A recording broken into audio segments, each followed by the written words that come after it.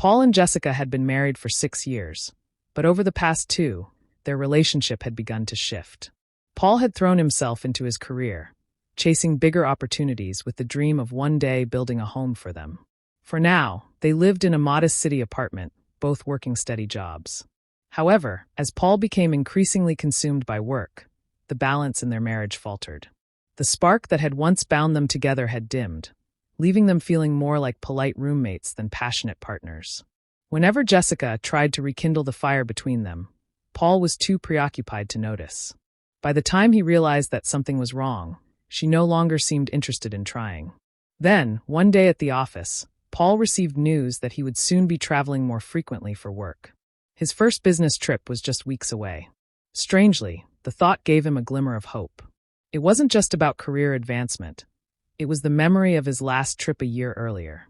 After only a week apart, Jessica had missed him terribly, and their reunion had been electric. Though fleeting, that moment had reminded them of what they once had.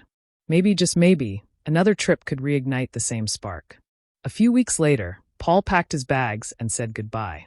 Jessica stood at the door, her expression unreadable. He took comfort in the hint of sadness in her eyes, seeing it as a sign that she still cared. But in reality, Jessica's melancholy had little to do with their marriage. She was simply tired of the routine, of the distance that had grown between them, of feeling unseen. As she closed the door behind her, her phone buzzed. It was an old friend, a woman who had recently gone through a divorce and was now living life to the fullest. "Jess. Hey, I'm throwing a little party. Remember the bar owner I told you about? He's letting me use the place for the night. You have to come, it's going to be crazy fun. And the guys I've invited, oh, you have no idea." Jessica stared at her reflection in the mirror, tilting her head as she imagined an escape from the dull predictability of her life. She ran her fingers through her hair, already picturing herself in a dress she hadn't worn in years. There was no reason to mention the party to Paul. When Paul returned a week later, he immediately sensed something was different. Jessica was livelier, more talkative, almost glowing. Yet when he reached for her, craving the closeness he had hoped their time apart would restore, she pulled away. She claimed exhaustion, disinterest, always some reason to keep him at arm's length. And yet, there was an undeniable energy about her. Her hair was styled differently, she had started wearing heels again, and there was a quiet confidence in the way she carried herself. For a fleeting moment, Paul wondered if she might be pregnant. The thought was absurd, but something inside him whispered that change was in the air. A month later, he received notice of another short business trip. That morning, he packed his suitcase, planning to leave straight from work, catching an evening train that would take him to his destination by morning. But at the last minute, his trip was postponed by a month. It was unexpected, but he didn't mind. If anything, he welcomed the extra time at home. Still carrying his suitcase, Paul arrived home earlier than anticipated. He stepped inside, only to find Jessica in the hallway, slipping on her coat. They nearly collided. She looked stunning. Her hair was styled to perfection, bold makeup accentuated her sharp features, and a sleek, elegant dress clung to her figure. Jessica only dressed like this for special occasions, events that, as far as Paul knew, weren't on the calendar. Paul frowned. Did you forget something?" Jessica glanced at the time on her phone, clearly startled. "My trip got postponed," he explained. His eyes scanned her up and down, suspicion creeping in. "What about you? Where are you headed all dressed up?" Jessica instinctively pulled her coat tighter, as if trying to conceal the outfit beneath. "Oh, just meeting the girls. It's Naomi's birthday," she blurted out. Before Paul could respond, the sharp sound of a car horn outside cut through the air. Someone was waiting. Jessica scrambled to unlock her phone, typing something quickly, her fingers moving with urgency. A warning bell rang in Paul's mind. Paul rushed to the window, heart pounding, but the car had already vanished into the night. He turned back to Jessica, suspicion flashing in his eyes, and without thinking, he grabbed her phone. His fingers swiped quickly through her messages, searching for the last conversation, the one she had hastily ended just moments before. But there was nothing. No sent texts. No record of a call. It was as if she had deleted everything before he could see it. Their conversation quickly escalated into a heated argument. Accusations, denials, and tense silence filled the air. By the end of it, Jessica didn't go anywhere that night, but Paul's unease only deepened. He had no concrete proof, No undeniable evidence that she was being unfaithful. That car in the lot could have belonged to anyone. But something about her behavior, the way she had clutched her coat, the flicker of panic in her eyes, none of it sat right with him. He needed a plan. The next time he had to leave for a business trip, he would let her believe he was truly gone, giving her the illusion of complete freedom. He would find out the truth one way or another. A few days later, over dinner, Paul acted as if nothing had happened. He spoke casually, mentioning that he would be traveling again for work the following week. He watched Jessica closely as he said it, looking for any sign of reaction.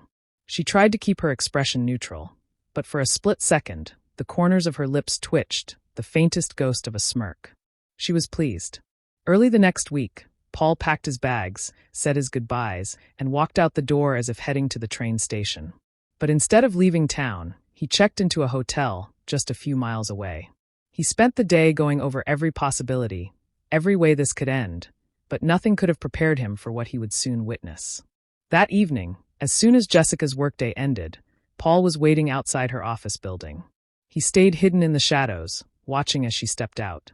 Almost immediately, she pulled out her phone, dialed a number, and glanced around as if searching for someone. A moment later, her face lit up, and she waved excitedly before ending the call. No one reacted like that over an ordinary taxi. A sleek car pulled up to the curb, and without hesitation, Jessica climbed in. Paul followed from a safe distance, his pulse hammering in his ears. He expected the car to take her to a hotel, some dimly lit corner of the city where secrets were kept. But to his shock, it pulled up right outside their apartment building. The driver stepped out, a man tall and well-dressed. He moved around to open the door for her, and Jessica responded with a flirtatious giggle, throwing her arms around him in a playful embrace. Rage burned through Paul's chest, hot and uncontrollable. How reckless could she be? How little did she think of him to bring a lover into their home? On the very night she believed her husband was out of town. He refused to confront them just yet. Instead, he waited in the shadows, his mind churning with cold fury. He watched as they entered the apartment together. Moments later, the lights inside flickered on. Paul clenched his jaw. Every muscle in his body tensed as he counted the minutes. Then, just as he feared, the bedroom light switched off. That was his cue. With steady steps, he approached the front door. From outside, he could hear faint music playing. Perfect. They wouldn't hear him come in. He slid his key into the lock, turning it with practiced ease, and stepped inside. The hallway felt colder than usual, the air thick with betrayal. Moving with quiet precision, he reached into the closet and pulled out a baseball bat, the one he had kept for emergencies but never thought he would actually use. His grip tightened around the handle, his knuckles turning white. Then, without hesitation, he stormed into the bedroom and flipped on the lights. Jessica was straddling the man when Paul's furious roar cut through the air. Before either of them could react, he swung the bat, not at them, but at the portable speaker in the corner, shattering it into silence. The music died instantly, replaced by Jessica's scream as she tumbled off the bed. The man froze, his face twisting in sheer panic. "Get out! Now!" Paul's voice was dangerously low, a growl that sent a clear message. The guy didn't need to be told twice. Scrambling off the bed, he bolted from the room, fumbling for his shoes in the entryway as Paul shoved him toward the door. Then, turning to Jessica, his tone remained cold as ice. "That goes for you too.